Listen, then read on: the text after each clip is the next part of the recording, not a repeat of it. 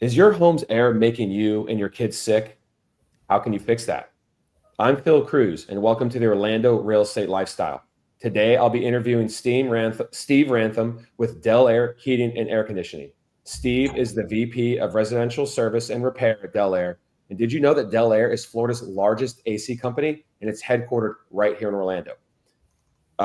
Steve, welcome to the Orlando Real Estate Lifestyle, and thank you for being here. Yeah, glad to be here, Phil. Thanks for having me. It's my pleasure. For the listener out there, we're going to be talking about indoor air quality. It's a buzzword in the industry, how it affects the livability of your home. We're going to talk about air purification systems and filtration to help you with indoor air quality, and what you as a homeowner can do with your AC before selling your home to better market it as a healthy home. But before we dig into all that, I want to quickly let you know how you can find out more about Del Air. Obviously, you can just go to their website, delair.com. They're also heavily on Facebook. Right now, they have a $29 spring tune-up. I can tell you that normally to get your AC service, it's well over $100. And if you're going to buy a new AC system, it's up to $4,000 off if you go with Del Air, and $500 off a new water heater installation. They definitely have the power of scale with their size. I'm also going to include the contact information for Del Air in the episode description. So if you're watching this on YouTube or listening on Spotify or what have you, it's going to be below the thumbnail. And of course, I am a real estate agent, and one of my main lead sources are listeners like you. So when it's your time to make a major real estate decision, hit me up. I used to sell commercial air conditioning, so I have an intimate knowledge of this topic, something that helps make me a better real estate agent as well. A portion of all my real estate commissions goes to charity, so keep that in mind, either a charity of your choosing or the New Image Youth Center, where I volunteer every single Wednesday. And don't forget to find me on social media. Google me. I'm on all social platforms. Phil Kruse, that's Kruse with a K, Kruse, and like and subscribe to me on YouTube. Hit the bell on Spotify, wherever you're listening, and turn on your notifications. I drop new episodes all about Orlando lifestyle, real estate, and helpful tips for folks like you out there looking to buy or sell, or just if you want to live in a healthier, cleaner home for you and your kids. So enough of the shameless plugs. I mentioned my background as a commercial AC salesperson. Actually, Del Air used to be my customer. I did it for 10 years. It was a great job. But now I am a residential real estate agent amongst other businesses. And oftentimes when I walk into a home with a buyer, the first thing they notice, if it smells, is that it has a funny smell. I advise clients, you got to clean your house and it's got to be smelling good. And one of the most common smells is a musty smell. It really turns people off. We're going to talk about how to fix that today. And the number 2 question I get from home buyers every time we see a house that they're interested in buying, number 1 is the roof. How old is it? What's the roof condition? Number 2 is the AC. So this is absolutely pertinent for somebody listening out there, for you listening, if you're looking to sell your home or even buy. So Steve, I'm going to bring you in. Why do you think that indoor air quality has become more important? I mentioned it's the number 2 question, the AC and indoor air quality. Why has it become more important to the average homeowner or home buyer or seller today? It's a great question, Phil. I think, the more educated, the market is, the better. And I don't know if anybody remembers what happened in 2020, right? With the virus. So yeah. I think that was a real eye opener for people, stuck in their homes, not used to being, there was a lot of, folks that were reporting to an office space that then had to, start working from home. So they're creating, at-home workstations, and they're just in their house more throughout the day. So I think what it is not only the fear of that virus has kind of opened up some eyes and ears, but also it's people have started to feel more of the discomfort in their home, right? Because they've just been home more. Now, the world is getting back to normal as we know, but I think that really kind of drove that into the market, just that whole deal with the virus. I think also, if we think about large industries that, kind of, I don't want to say prey on, kind of emotional reactions, but, a multi-billion-dollar industry is things that smell good, right? Candles, Glade plugins, right? Like, I should probably not use the name, but all these different things, air fresheners in general. And what an air freshener is it's a volatile organic compound that you're introducing into your environment, right? It's not good for you. It smells good, but it's not good for you. So you can try to mask those sorts of things, but there are plenty of other, products and services available that take care of it at the root cause. No, yeah, that makes perfect sense. From my commercial AC days, the number one complaint in an office space other than noise was air conditioning. It's either too hot or too cold. And so if you move that over into your home office during COVID, now still a lot of people working from home, I can totally understand why that would open people's eyes. I'm going to stay on this topic, and I'm going to point out something that probably many of our listeners in Orlando are experiencing. We're in the middle of allergy season right now. If you park your car outside for an hour, it's covered in yellow pollen. I live on a lake. On a calm day, the lake is covered in yellow pollen. It's kind of an eerie sight. So, how does air purification and filtration in someone's home help with not only pollen and other allergens like pet dander and so forth, but other things like the viruses you mentioned and other pollutants like volatile organic compounds or VOCs? It's a great question again, Phil. We call this the pollening. That's what we call it. It's that time of year we call it. It's like an M. Night Shyamalan movie or something. Yeah, it's bad.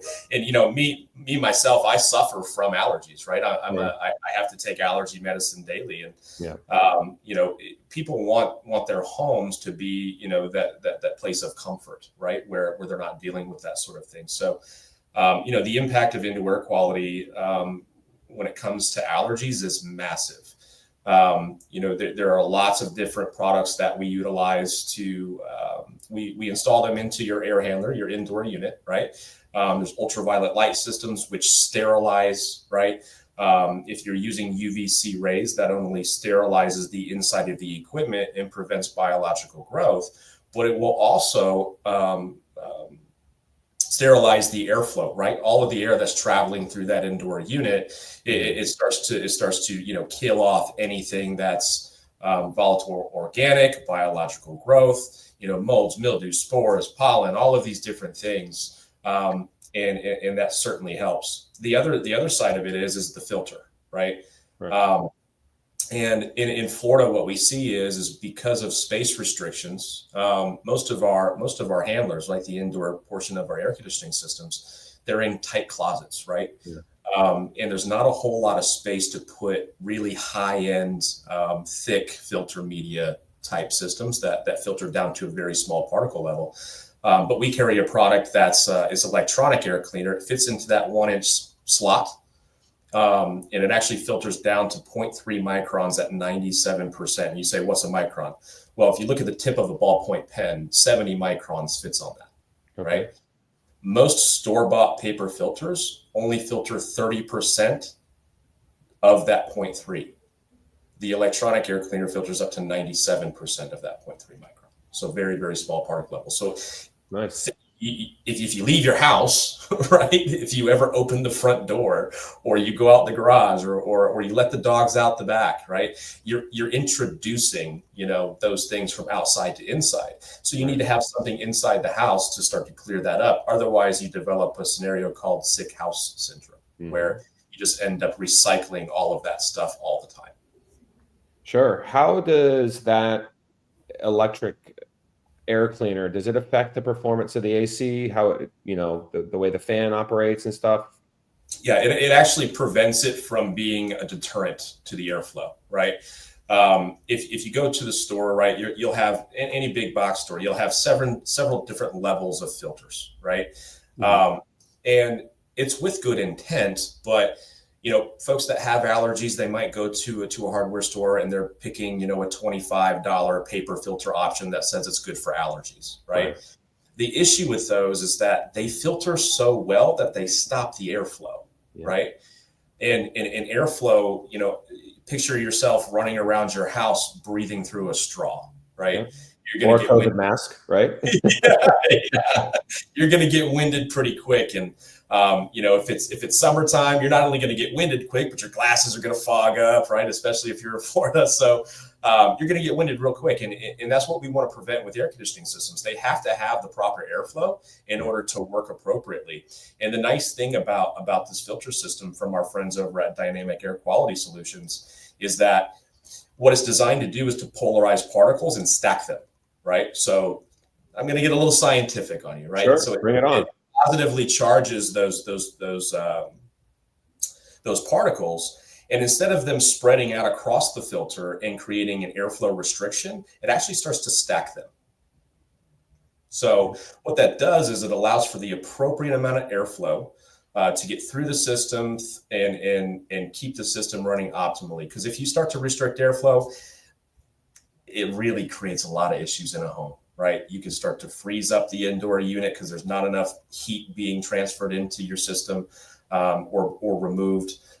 You could also run into, hot spot, cold spot, significant comfort issues, right? Back rooms, right? There's a lot of folks that suffer, the air handlers on one end of the house and, the master bedroom may be on the other side of the house, right? And a lot of it has to do with either ductwork design or airflow, right? Where that back bedroom will be uncomfortable, or upstairs, downstairs, right? Upstairs seems to be a little bit warmer, right? So there are ways that we can correct those things that people they think are normal, right? They're just living with it. Yeah, they're willing to live with it. I think two key points I took away from what you said, Steve, there is, if you have an issue with your indoor air quality, whether it's you think it might be sick house syndrome or you're just not comfortable, contact a professional air conditioning company like Del Air to have them assess it. And number two is, don't just change out your filter to a HEPA filter or some super high filtration. It might be choking your AC system. You're going to pay more in energy because the fan is working harder to push and pull, and it may not be serving you any purpose. So thank you for sharing that, Steve. I want to continue down this path. I mean, let's make sure everyone listening understands how to make their home as livable as possible. I mentioned early on that musty smell. You mentioned the small AC closets here in Florida where your air conditioner sits. That's usually in the older homes that aren't new construction. And those are the ones that seem to have that musty smell. When I smell that, I think humidity. I think maybe potential for mold, things like that. So what are some issues that humidity can cause in a home, and how can a homeowner or someone who's selling or thinking of buying, how can they control the humidity better? So there are bolt-on products, but really you're just covering up a problem, right? Like if you were to go with a whole home dehumidifier, for example, right? Great product, is a great addition to any one stage type of system. But what I'm alluding to here, Phil, is that with air conditioning technology today, really an air conditioner, all it is a big dehumidifier, right? Yeah. So when you think about it, we've been ever since air conditioning was invented, it's been from a one stage perspective. It's like a light switch. It's either all on or it's all off, right? And these air conditioning systems have to be sized to be able to appropriately cool your home when it's the hottest, right? So here in our region in Florida, the Department of Energy says 93 degrees is really kind of the average peak, right? Now that is actual sensible dry bulb temperature. That's not, heat index or anything like that. That is the sensible ambient temperature of 93 degrees. Well, if your system has to be sized for 93 degrees, it's not always 93 degrees outside. So actually 95% of the year, your one stage air conditioning system that's just either all on or all off is oversized and wasting energy, right? It's also not dehumidifying appropriately because you're overcooling the home, and then it's not running to continue to remove that humidity. Right. So system has to be running to remove the humidity. So with today's technology, if you get it's called inverter technology with the outdoor units, where it's variable capacity, right? So I explain it as, basically 65 stages. It's infinite stages, but I explain it as 65 stages, where that system can come in and run at 35%, and then it can ramp up in 1% increments all the way to 100, but only when it needs it, right? On a day like today, I think we're going to only get up to maybe the mid 70s, right? Yeah. But in Florida, if the sun is shining and you're putting a heat load on that house, you can start to increase the temperature in that home. Well, the worst thing we can do is then have a one-stage air conditioner that just comes on full bore, right? It's going to overcool the home, and then it's going to be that hot, cold, hot, cold, hot, cold, hot, cold feeling, and it's discomfort, right? And people experience this at night for the most part. You nailed it. That's what I was thinking. Sun goes down at night, right? The heat load comes off the house. There's no sun beating down on the roof. The system turns off. The temperature doesn't rise, but the humidity rises. So we've probably all done the thing where we stick one leg out of the blanket, right? Okay. We stick one leg out of the blanket, but never two, because if you stick 2 feet out of the blanket, the monster under the bed might get you. So we go 1 foot out. You know, we wake up in the middle of the night. We have to turn the pillow, right? And even sometimes we get up and we go and we turn the temperature down, right, to try to get more comfortable. And that actually has nothing to do with you being a hot sleeper, and it has everything to do with the system and how it's operating. So these variable capacity units, what they'll do is they run at a lower rate more consistently, so they save you tons of money, right? Because you don't need to be running 4 tons of air conditioning if you only need 2, right? So it runs at a lower rate, it conserves energy, but because it's running more often and more consistent at a lower rate, it's removing more humidity, keeping the house, it kind of gives it that kind of crisp, clean feeling, right? Sure.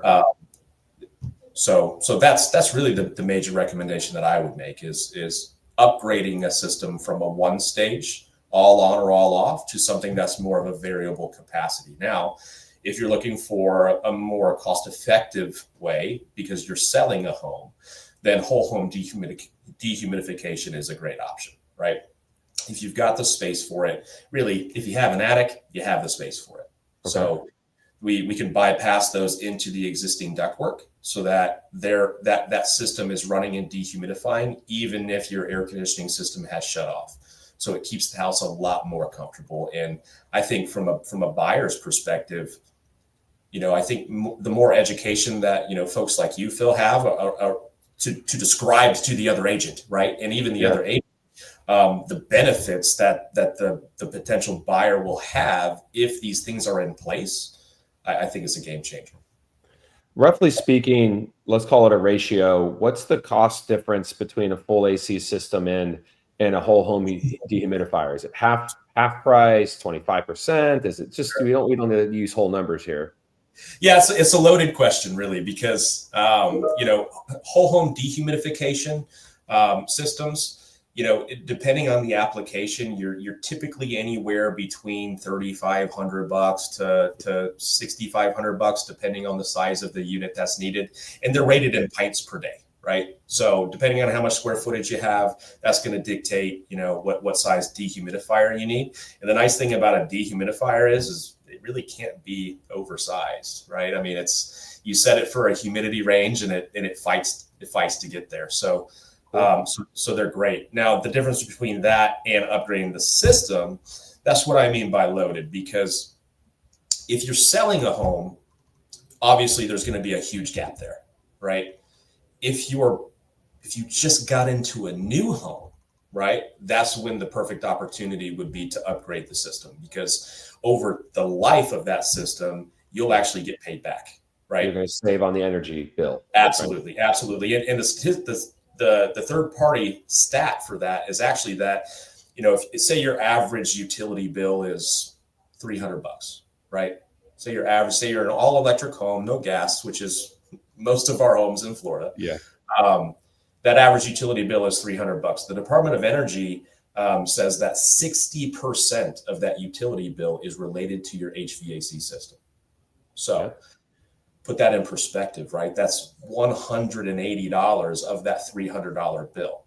So if you follow the math, with a high SEER rated variable capacity unit, you can save up to 60% of that 60%. right? We're always conservative when we describe this, and we say 50, right? So essentially 60% was the 180, 50% of the 180 is $90, right? So your average utility bill has gone from 300 to 210. Yeah. You carry that over the life of 15 years and you extrapolate that out, it's massive savings, and it usually closes the gap between the cost of the inverter technology and the variable capacity versus the cost of just replacing with another one-stage unit, right? Yep. So the cost savings is there over the life of the system, and it's keeping your family more comfortable. I mean, it's really a win-win. The upfront expense is more. There is an ROI though. Yeah, I agree. And how do you put a value on the comfort, of yourself and your spouse and your kids? That is subjective to the person listening. I mean, that's could be worth it right there alone, regardless. So I'm going to keep moving on, Steve. This is great stuff. And I just want to remind the listeners, delair.com is where you can find out. They got experts like Steve working for them. Don't forget about my real estate services. A portion of all my commissions go to charity. If you like learning more about how to have a better home life, if you like to learn more about tips to sell your home faster, like changing the AC or dealing with the indoor air quality, make sure you're following me on social media. Follow me, Phil Kruse. That's Kruse with a K, Kruse. I'm on all social platforms. And don't forget to like and subscribe to my podcast on YouTube, Spotify, wherever, because I have guests like Steve on all the time that are either helping you understand more about Orlando restaurants, Orlando infrastructure, or tips to help with your home. So just let's do that. So let's keep moving on in that regard. I'm providing value to you out there listening. So Steve, the number one question sellers ask me when I'm dealing with a listing and selling a home is, Phil, what do I need to do to my home to get it ready to sell?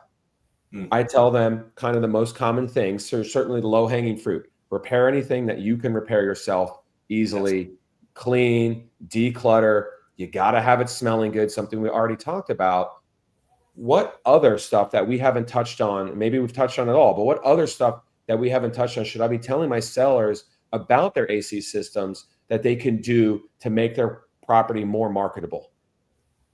That's a great question, Phil. First and foremost, as you're listing the home, contact a professional and have maintenance done, right? Okay. So as that potential home buyer is walking through your home, it's exactly what Phil said, right? They want to know about the roof. They want to know about, the appliances, and the most expensive appliance you have in your home is your air conditioning system.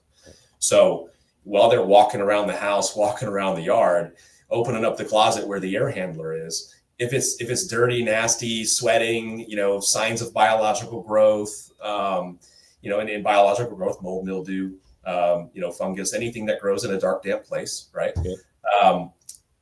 Or the outdoor unit is full of leaves and it looks like it's wearing a wool sweater, right? Because it hasn't been cleaned, right? I think that home buyers are becoming a lot more intuitive to these things, right? And one of the things you mentioned, Phil, was smell. And I can speak to this as a home buyer. Over the course of my lifetime, I've owned 8 different homes, so I've looked for a lot of different homes, right? So when you're looking at a vacant home, I think one of the mistakes that's made from sellers is because they're not there, they turn that thermostat way back, right? Yeah. Where most people are kind of more comfortable in that 72 to 74 range, and I'm like a 71 guy, right?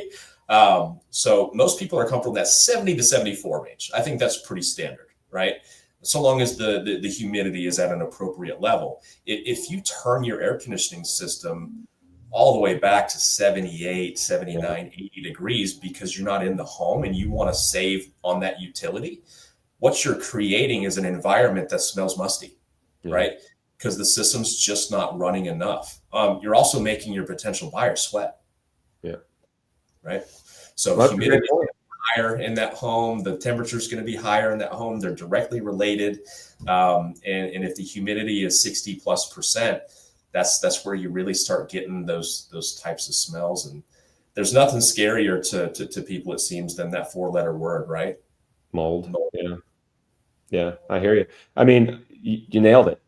I tell people this all the time. I tell sellers all the time, and there's a number of ways this applies to selling your home. But you only have one opportunity in life, really, to make a first impression, whether Sure. that's with you meeting somebody for the first time or them coming to your home to purchase it.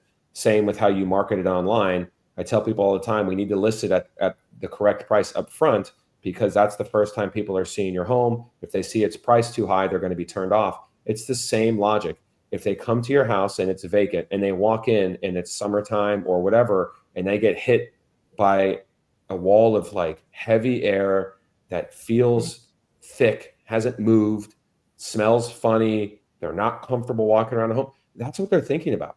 And human beings are emotional, and I see it all the time. They'll fixate it. A buyer will fixate on something very minor, and they'll describe that becomes the name of the house. Mm-hmm. Oh, you remember the stinky house? Yes, You know what I mean? You remember the house where there was a noise coming from the AC? You know, the noisy house.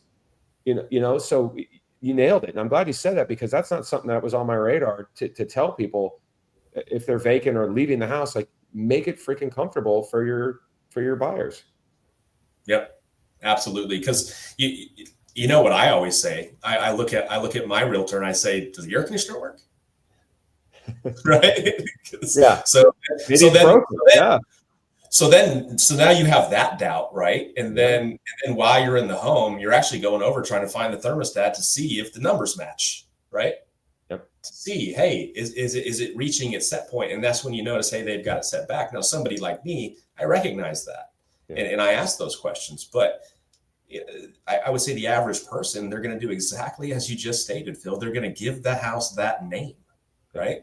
Hey, you remember that hot house we went into that didn't, how about the smelly house, right? I mean, it's absolutely true.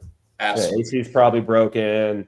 Forget it. I don't need that headache. And it's all because maybe you didn't, adjust your thermostat properly. Yeah. It also creates objections, right? For a buyer. It also creates leverage for a buyer, right? They start to ask more questions about it if they notice it. Then they're asking, well, how old's the AC? Right? Yeah, no, you're right. It opens up all of those doors that buyers don't necessarily want opened. You're right. As a seller, you want to remove. It's all good. As a seller, you want to remove as much doubt as possible, and you want them leaving feeling like this is my dream home, and they're not, oh, this is perfect, but. And so, Steve, thanks for sharing that insight. It's really good. This is really my final question here. Again, I have a background in commercial air conditioning, 10 years. There was a lot of products. I was a mega rep. So we repped like 50, 60 different manufacturers. And there was a lot of products when I was pitching into engineers, because we helped engineers design the commercial spaces around our products, that they would be like, Phil, that doesn't sound right. I don't believe that. We mentioned the high purification filters. Is there any other products out there that consumers might be exposed to on Instagram or who knows where else that is like snake oil, that's just a waste of money? And what, just hire an AC tech, or what products or stuff is out there that we need to be looking out for? Yes, it's really anything that's masking the actual problem, right? Okay. So I already mentioned, things that smell good, right? Candles, air fresheners, things like that. The indoor air quality products that we provide, the filter that I mentioned actually has a carbon inlay, right? Inside the filter in the center. So it helps remove odors. The UV light systems, you can pair them with an oxidizer, right? That oxidizer comes on when the fan turns on. That's how they're wired. And through that photocatalytic oxidation, it's removing odors as well. Not only does it remove odors, but it's actually cleaning all of the air as it comes through that system as well. So those are the best products. But right off the top of my head, Phil, I can't think of anything I've seen on the talk or there's a lot of different products out there, right? That you see on Facebook Marketplace or the TikTok Shop or on Instagram or wherever. But I think just as an overarching caution, if it sounds too good to be true, and it's something that you're having to, if it's something that you're having to add that's outside of the system itself, right? where it doesn't rely upon the system's operation, doesn't rely upon the power of the system itself, and it's something you're plugging into a wall, or I'll actually use the example of plug-in dehumidifiers, right? The plug-in dehumidifier, that's yeah, it works. You know, you're going to fill the tub with some water, right? But we're talking about 90 pints of water per day in some of these houses that needs to be removed, right? So it's like if you're losing weight and you're throwing a chair off the Titanic, you know, you're not really making a dent in the actual issue with those. Same thing with standalone filtration systems that plug into a wall. Yeah, you might help that little space that you may be in, but it's the same thing. It's just this small dent into this huge problem, and you're not actually tackling the root cause, right? You're not tackling the root cause of the issues, which are stemming from your HVAC system. You're right. You're right. So guys, thank you, Steve. Look, Orlando for me is the best city in the United States. I absolutely love it. You know, we have no state income taxes. We have the best weather. We're close to the beach. We're surrounded by nature, lakes, springs, rivers, fishing. We got headquarters everywhere. One of those is Del Air, right?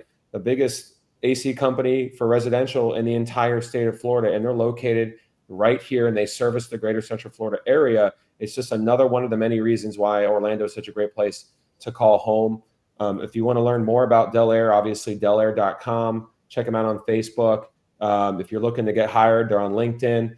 $29 right now to have them tune up your AC system. So if you're one of those sellers out there listening and you want them to kick the tires on your system, clean up coil or do whatever, blow the condensate line, which is where all that humidity escapes your home, give them a call.